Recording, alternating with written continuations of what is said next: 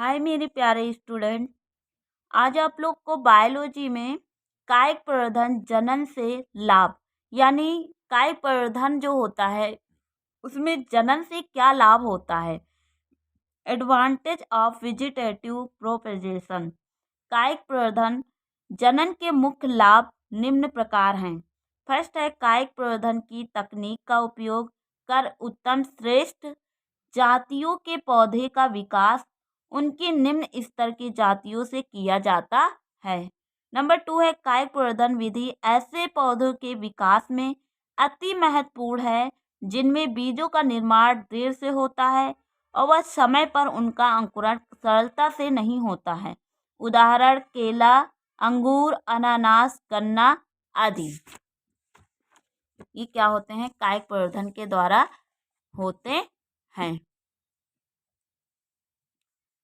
Number 3 है कायिक प्रवर्धन प्रजनन की सरल, सस्ती व आसान विधि है।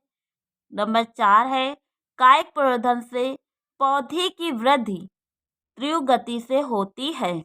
नंबर 5 है कायिक प्रवर्धन तकनीक से विकसित फलदार वृक्षों को परिपक्व होने एवं उन पर लगने वाले में लगभग 1 वर्ष का ही समय लगता है, जबकि सामान्य परिस्थिति में इन्हें अधिक समय लगता है। नंबर 6 है कायिक प्रवर्धन विधि से प्राप्त पौधों में आकारिकी व आनुवंशिकी रूप से जनक पौधों के समान लक्षण पाए जाते हैं, यानी जो जनक हैं उनके जनक के समान ही पौधों में लक्षण पाए जाते हैं। नंबर 7 है कायिक प्रवर्धन विधि में पौधों की उत्पत्ति निश्चित होती है। इसमें लैंगिक जनन की भांति बाहरी साधनों पर निर्भर नहीं रहना पड़ता है।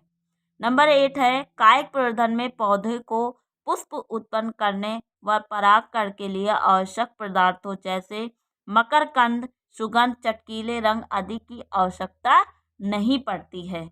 नंबर 9 है कायिक प्रवर्धन में बीजों के अंकुरण तथा फल पकने तथा तक उनकी देखभाल की कोई आवश्यकता नहीं होती है।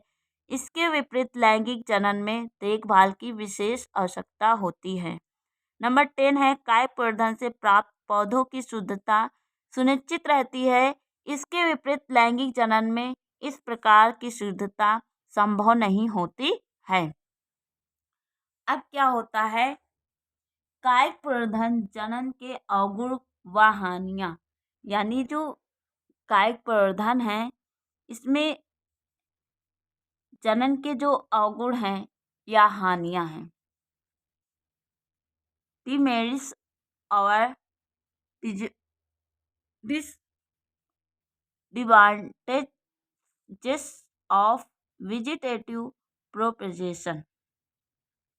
कायिक प्रवर्धन के कुछ अवगुण निम्नवत होते हैं।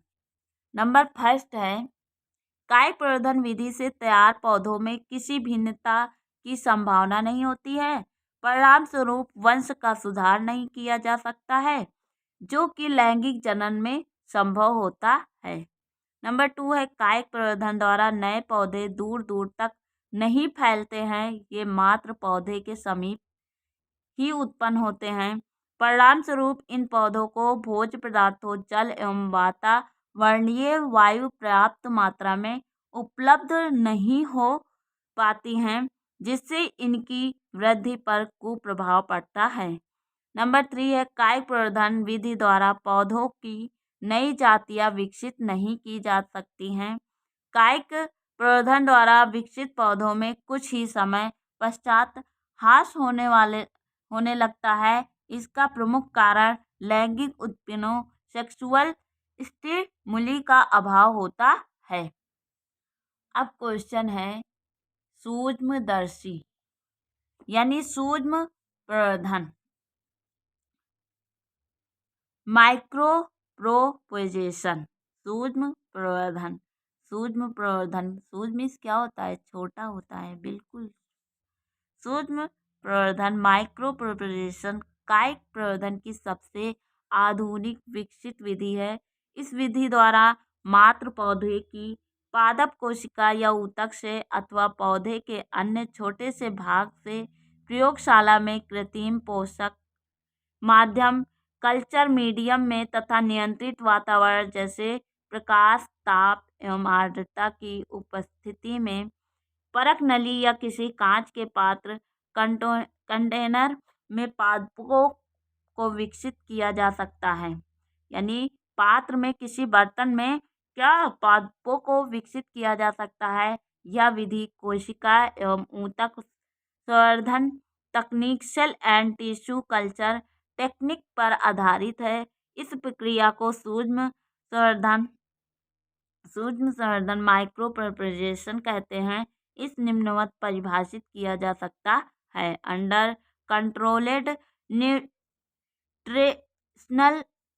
And environmental condition of light temperature and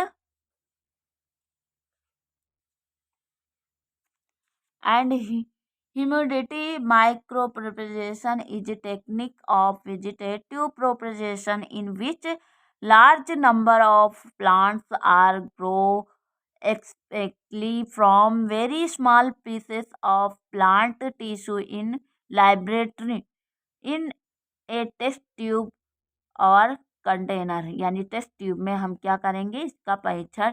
इस विधि से मशरूम का भी व्यापारिक स्तर पर संवर्धन किया जा सकता है। यह विधि ऑर्किड्स कार्नेशंस गुलदाउदी यानी जेरियोस्नेथमम एवं सतावर एस्पार्गस में भी अत्यधिक रूप से सफल सिद्ध हुई है। सूक्ष्म प्रवर्धन की प्रक्रिया को निम्न पदों स्टेप्स की सहायता से आसानी से समझा जा सकता है। फर्स्ट है प्रथम पद स्टेप। सर्वप्रथम पादप कोशिकाएं या पादप ऊतक को कृत्रिम पोषक माध्यम सूक्ष्मदर्शी की तकनीक का चित्रीय निरूपण कल्चर मीडियम में रखकर वृद्धि कराते हैं। यानी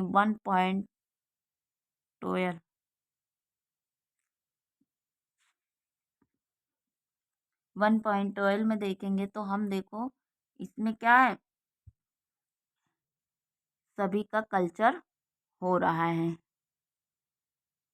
टेस्ट ट्यूब में। सेकंड है इसे कोशिकाओं का एक बड़ा समूह बन जाता है जिसे कैलस कहते हैं। कैलस की सभी कोशिकाएं समान होती हैं।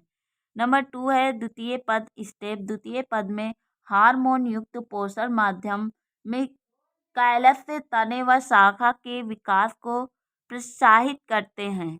नंबर 3 है तृतीय पद।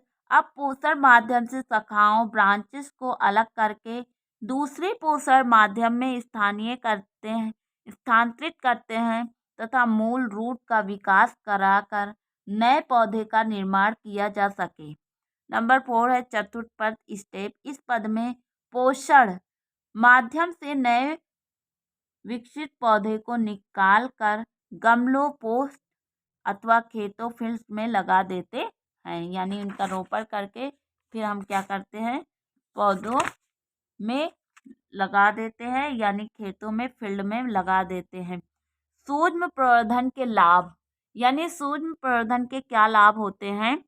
Advantage of micro propagation. सूक्ष्म प्रवर्धन के निम्नलिखित लाभ है। नंबर फर्स्ट है सूक्ष्म प्रवर्धन द्वारा विकसित पौधे रोग मुक्त होते हैं। नंबर सेकंड है सभी पौधे एक ही आनुवंशिक रचना यानी जीनोटाइप के होते हैं। नंबर 3 है इस प्रक्रिया द्वारा अत्यधिक संख्या में अत्यंत कम समय तक कम स्थान में पादप प्रवर्धन किया जा सकता है। नंबर 4 है एक निंगी फल युक्त पौधे में मादा पौधे जैसे पपीता, पपाया का विकास इस विधि से किया जा सकता है, यानी टेस्ट ट्यूब के द्वारा। नंबर 5 है इस विधि द्वारा तैयार पौधे में विषाणु, वायरस जन्य रोग नहीं पाए जाते हैं। सजीवों में जनन रिप्रोडक्शन की 2 प्रमुख विधियां हैं, आलिंगी या अलैंगिक जनन सेक्सुअल रिप्रोडक्शन तथा लिंगी या लैंगिक जनन सेक्सुअल रिप्रोडक्शन। आज आपके लिए इतना ही और फिर कल पढ़ाऊंगी। तुम लोग अच्छे से पढ़ो ओके।